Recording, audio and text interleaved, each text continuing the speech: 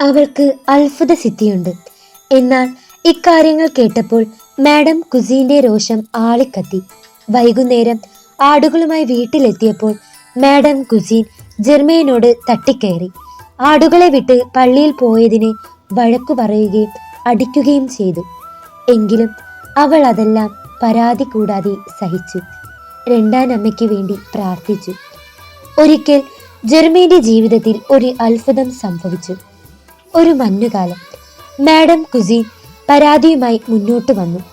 Germain വീട്ടിൽ നിന്ന് റൊട്ടി കഷ്ണങ്ങൾ മോഷ്ടിച്ച് ഭക്ഷിക്കുകയും റോഡിൽ കാണുന്ന തെണ്ടികൾക്കെല്ലാം ഭക്ഷണം വിതരണം ചെയ്യുകയും ചെയ്യുന്നുവെന്നാണ് പരാതി. മാഡം കുസീൻ ഒരു വലിയ വടിയുമായി ജെർമെയിനെ പെരുവഴിയിലൂടെ ഓടിക്കുകയാണ്. അവൾ കരഞ്ഞുകൊണ്ട് ഓടുന്നു. ഒച്ച കേട്ട് പരിസരവാസികൾ ഓടിക്കൂടി. ജെർമെയിൻ മോഷ്ടിക്കുകയോ